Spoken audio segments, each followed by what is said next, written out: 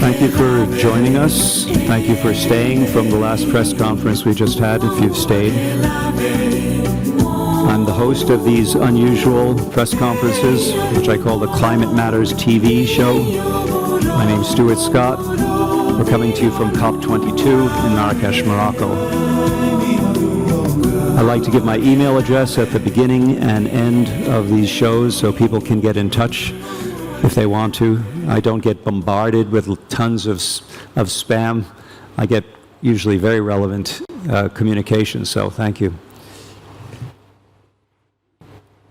Now, I want to give special thanks at the beginning to some NGOs that helped me get here and do what I do. Bibi Man Foundation, Tzu Chi Foundation, and the International Society for Ecological Economics. It's not in terms of financial support, it's in terms of them accrediting me, since my NGO is not accredited, the United Planet Faith and Science Initiative. So again, I want to do that very small, non-commercial message, since this is a TV show. I want to plug something, but I want to plug a quick and easy way to change the world. Now, it sounds like a contradiction in terms, but if you'll go to this website, you'll see I'm not lying. np4sd.org, a Nobel Prize for Sustainable Development. It's not a new Nobel, it's a Nobel Peace Prize. But go look at the proposal. If enough people nominate and endorse the proposal, and it's awarded this way, it might change the underlying paradigm that is sending us over the edge in my framework. Today's topic, the Arctic crisis. And today's guests, again, Dr. Peter Wadhams remained with us from the last press conference. He's an emeritus professor of ocean physics from Cambridge University, and his wife, Maria Pia Casarini Wadhams, who's the director of the Italian Institute of Polar Geography and the editor of its journal, Il Polo. I have a copy here, but this is Mr. and Mrs. Wadhams on expedition to the Arctic. And she told me a cute story how they delayed their wedding because of a trip. She didn't want to get married in the Arctic. This is Peter's book, which I showed in the last press conference. I have a copy with me again. Oh, can we get a close-up of that book? One of my cameras. Okay. Ah, there we go. Thank you. And this is Maria Casarini's Il Polo. Just a few of the many issues that have come and been published. It's a quarterly publication, all about the Arctic from not scientific as much as social scientific perspectives, the people up there, the lives. Now, I wanted to start off showing one of the changes in the Arctic, and this is back from 2007. These are the methane plumes that Peter and I were talking about in the past half hour. That was from 2007, and there's an increased number of them every year. Here's another one of the images of methane from underneath. I think Peter said it was Russian data and Russian photograph. And this is from a sideward-looking sonar under the water looking at methane plumes coming from the East Siberian Arctic shelf. I'm going to race through my slides and get on to my guests in a moment. This has been called the Arctic Death Spiral. It's a rotary view over the years of what's going on in the decrease of ice in the Arctic. The color coding is the different months of the year. The black would be late summer, September. And these are just a couple of slides. This is 2016, the Arctic extent. And the black is tracking the red, which is the 2012 record. And I believe Peter said that it actually met the 2012 record. And this is the Greenland ice cover in July of 2012, July 1st. And only 10 days later,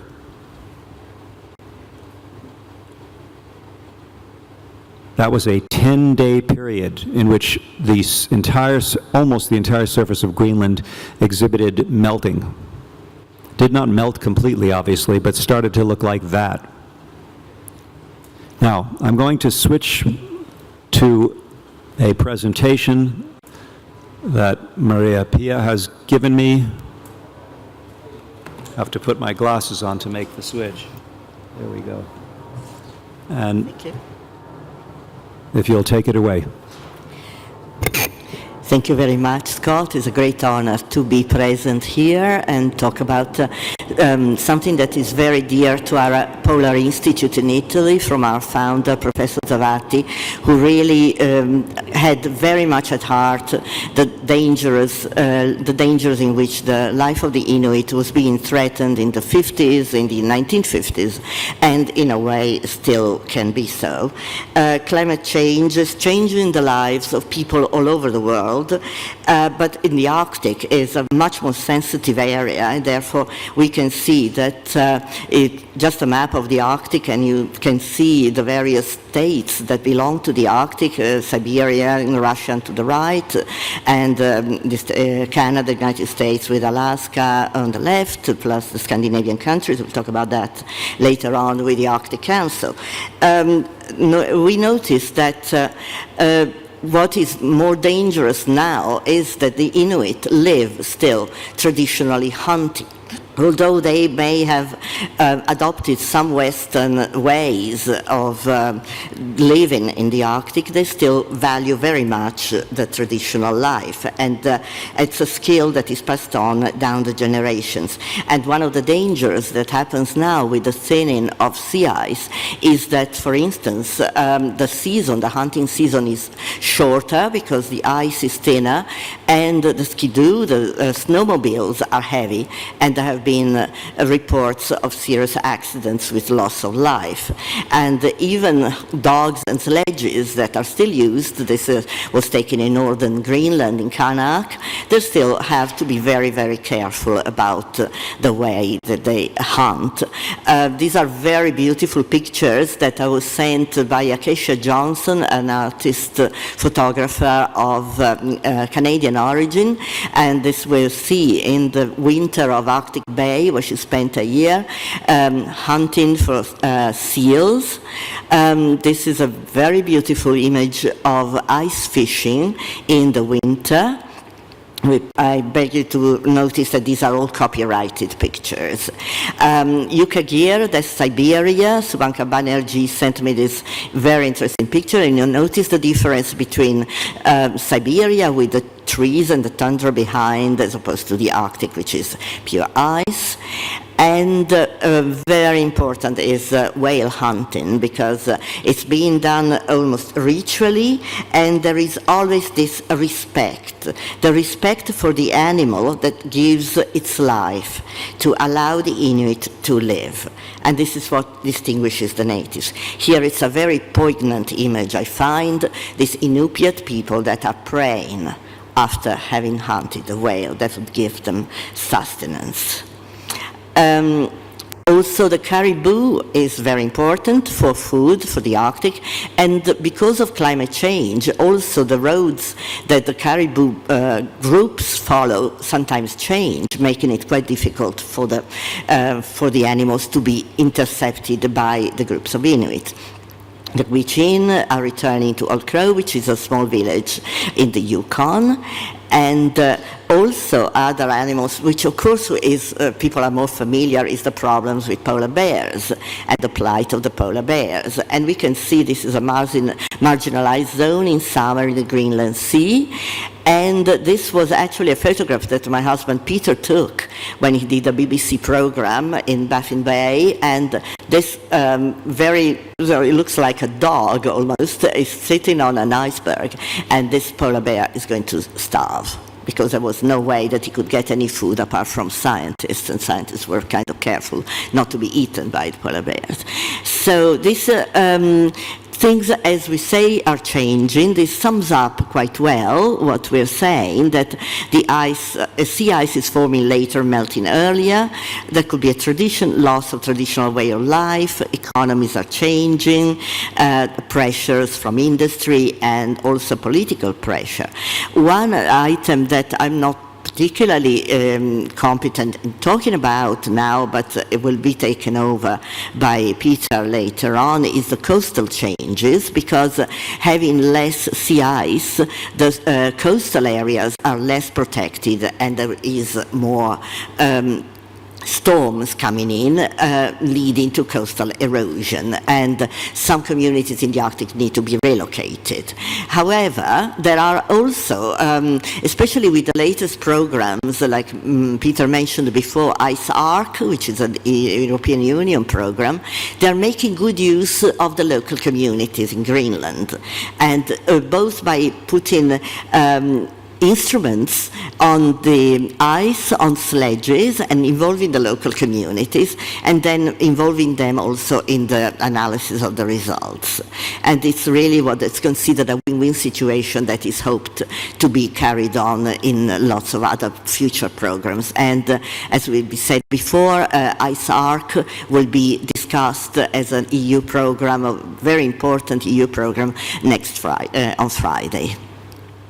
Now we talk about the Arctic Council. The Arctic Council, which was founded 20 years ago, and puts together all the circumpolar countries that are listed here, and also permanent participants, which are 6 indigenous groups.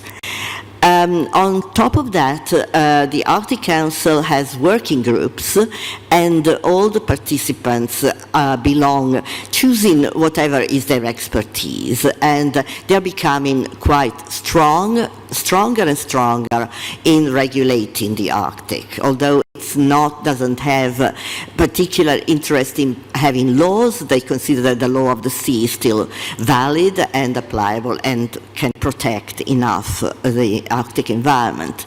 What is interesting is the observers, and if you notice, I put the dates in which the observers, nations that asked to be made observers were made to wait quite a long time. I can speak about Italy, that was accepted in 2013, and it was a process that took at least 12 years. And that's kind of important to notice that in 2013, the nations that were elected to be observers were China, Italy, Japan, South Korea, Singapore, and India, definitely non-polar countries. And why is that? Because these countries are considered now the Arctic is not just somewhere up there that doesn't really have any bearing with the rest of the world, but the Arctic is very much part of the world. Here we see, for instance, for exploitation of oil in the Arctic, these are drilling ships that have been laid out for the winter, and in theory, with less ice, the oil exploration will be easier, and there will be a platform with an icebreaker circling around to still keep it free of ice. Of course, oil spills is a real danger, and this would be a way to burn it, which, of course, is not something that anybody wishes to happen anyway. Shipping is likely to increase with less sea ice, especially as everybody tends to know the Northern Sea route, a much shorter route between Europe and the Far East, and the Northwest Passage. That last slide that you showed of the burning oil slick, Yes. that's very disturbing, because black carbon is said to be one of the big problems, because that blackens the snow and the ice and makes it melt faster. Absolutely, and also what can you do if you have a really big oil spill? And in fact, you might want to say what an oil spill did. Yes, in a way, this burning was an early experiment when the oil was deliberately spilled under ice, but was constrained within a rubber belt. In fact, you probably won't be able to get oil concentrated enough to burn, and the big danger from an oil spill under ice is that it comes up as a bubble plume, like that methane plume that we showed, but it's oil. It comes under the ice keeps moving over the top and collecting the oil like a conveyor belt, and then the oil is frozen into the ice. You get what's called an oil sandwich, with oil, ice, oil and ice. That's carried all around the Arctic and then is deposited into the ocean when it melts. The ice melts the following summer, so you can get a vast diffusion of oil all over the Arctic. And what makes the oil companies very much afraid, I think, and maybe led to Shell withdrawing from the Arctic, is that if something like that happened, the cost of cleanup would be greater probably than Deepwater Horizon, and it would be landed on the oil company. So that's been actually one of the most effective reasons why the oil industry is not going strongly for the Arctic, is just this fear of the cost of a cleanup if there's an oil blowout. Yeah. So actually, this is also another problem that we are not really touching very much, mainly through lack of time, is sea level rise. And of course, ice melting from ice caps and glaciers is going to cause that. In a way, because our institute in Italy is in central Italy, which is in fact the town of Fermo, where it's become a bit more famous, unfortunately, because of the recent earthquakes that are causing a lot of problems in the area. And the Adriatic Sea is very shallow, and already we see that if there are storms, there's flooding right at the coastal with all the seaside resorts are, and that is another part of the thing. And then we, as Stuart very nicely considered, the journal Il Polo that's been published continuously since 1945. And in a way, we're proving that Italy had interest in the Arctic with our founder Silvio Zavatti, who founded the Italian Polar Institute in 1944. And I thank you very much, and I carry on with more science about this problem. Thank you very much. Yes, I just mentioned, carrying on from what Maria Piers mentioned about sea level rise and how it affects the Mediterranean, which of course one of the threats is to Venice. It's affecting the world in a very serious way because the sea level rise rate has accelerated, and we see here again IPCC being a bit guilty of excessive complacency. In their 2007 predictions, they were giving very low values for how much sea level rise they thought would occur before the year 2100. They were giving you something like 20 to 40 centimetres. This was because it ignored the melt of the Greenland ice sheet. Now, more recent estimates go much higher, and that's because the cause of sea level rise, there's two causes. One is the ocean warms up because of the global warming, and that makes the water less dense, so it goes higher. But the other one, and the biggest one now, is what Stuart showed, that as in the summer, the warmer air over the Arctic moves over the Greenland ice sheet, causes surface melt. The meltwater runs down through the ice sheet and out, and causes the glaciers to flow faster, taking more icebergs out to sea and dumping fresh water from land into the sea and causing sea level rise, which is faster. Now there's... Peter, before you leave that last slide, I just want to point out that red line, which is the new IPCC estimates, is still conservative, very conservative in the opinion of many scientists. And the one I will quote is Dr. James Hansen, one of the earliest whistleblowers on the climate problem, who is expecting 4 to 5 meters by the end of this century. Yes, I mean, there are estimates which are much higher because of the way in which, as the Greenland ice sheet melts, the various processes of melt tend to cause that melting to accelerate. So there's, each time that new study is done in the field, you come up with a more dramatic estimate because you're seeing new processes going on.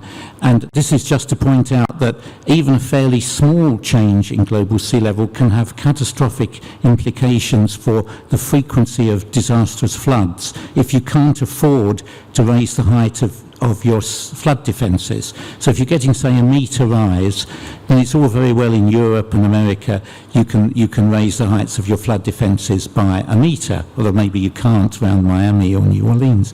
But in a poor country like Bangladesh, where you've got millions of people living right down at sea level and no flood defences, they can't afford to build them, then it has a much bigger effect. So this curve shows on the left, the bell-shaped curve is a typical range of sea level height at a particular point in the ocean, and the black is where if the sea level height is more than a certain limit, it will cause a flood.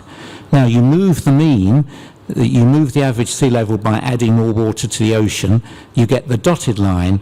And the dotted line, the area that's cross-hatched, that the area that is the likelihood of a disastrous flood, it's increased by a very large factor. So what you think of as a small effect, changing the mean sea level height by a small amount, changes the probability of having a disastrous flood by a very large amount. So the Bay of Bengal will be getting disastrous floods, which often kill 100,000 people, more frequently than they do now. So that's, well, we've shown this already, that you can already see changes going on, as well as the retreat of sea ice. Even in the winter, you've now got a sea ice much more broken up. But final thing I'd like to mention, which of how climate change in the Arctic's affecting human beings on Earth, is that it's thought to be likely, and it's not certain, but it's likely that the sea ice retreat in the Arctic is causing this effect, which is the jet stream, that's the red and green thing, is a streamline of very strong winds that separate polar air to the north from tropical air to the south. So you know about the jet stream if you take a ride on a plane from Europe to America. It's slower than flying back from America to Europe because this is an easterly flowing wind. Now, before you leave that slide, I wish this data source was available historically, because when I was growing up, the jet stream, the Arctic jet stream, was very, very little wavering. It was like a cap that kept the polar air in from mixing with the temperate zone air.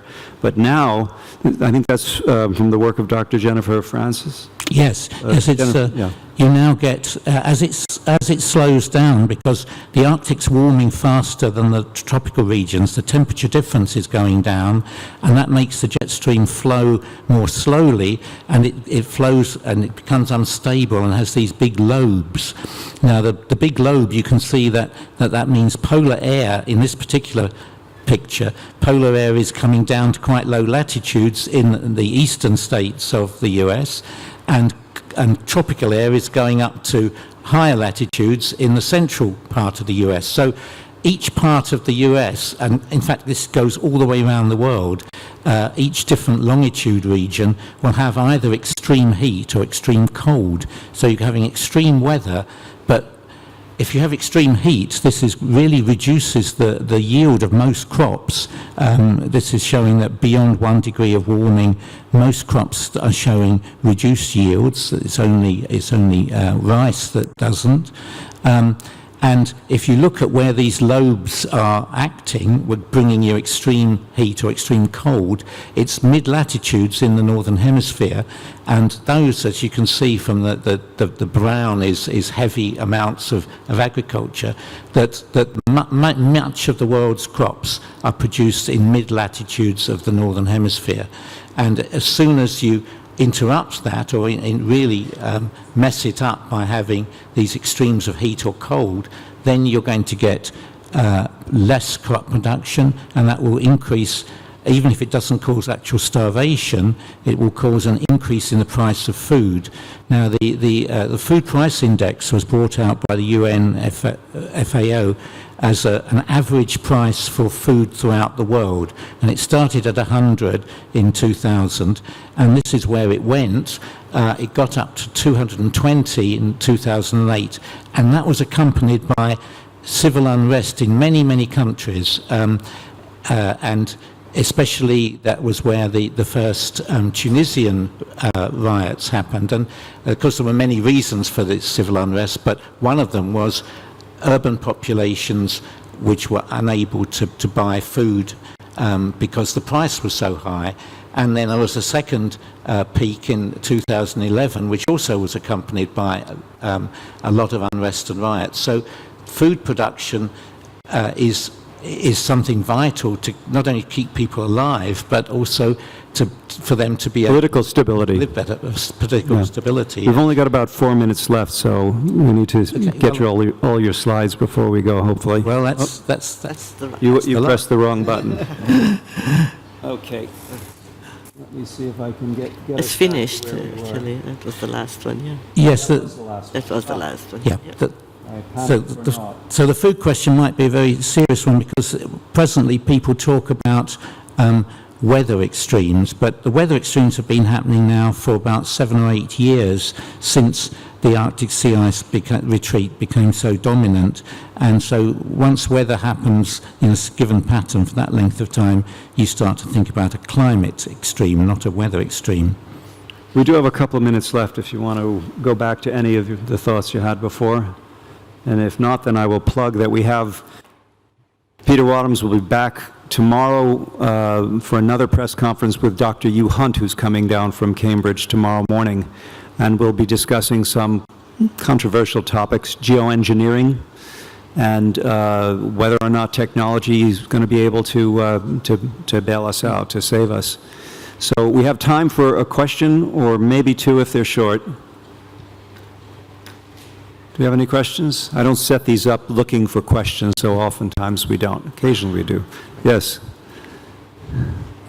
I wonder if there is a way to introduce international law for prevention, and in any which way, in which structures we need participation of the parties in this direction, or we can get initiatives from the civil society, like, for example, for you. Law. Well, they dodged that one last year in the Paris Agreement. I think John Kerry said very clearly early on that the U.S. could not go along with anything that was legally binding. So perhaps by citizen initiative, I know there's an ecocide initiative in The Hague, and maybe we can do a legal route to trying to make addressing climate change the law. Well, in the Arctic, there is this framework that Piers described of the Arctic Council of 8 nations that have Arctic territory, and that's trying to come up with legally binding frameworks. They've come up with one for search and rescue, and they're coming up with one for regulating oil exploration and dealing with blowouts. So that's, if that comes off, that will be, I think, a pretty significant advance. I'm not sure that's going as far as Archbishop Kikotis would like us to go. We have only 1 minute left, so it's got to be very quick. Do we have any hope? In other words, what could we do? Because we've always been taught once the methane starts, you can't stop the circle. Well, I think if you want to come back to tomorrow's press conference, we're going to address questions like that. Again, here's my email address. Now, you feel free to write. We're coming to you from COP22 in Marrakesh, Morocco. Thank you for joining us, and do come back for our future programs. Thank you.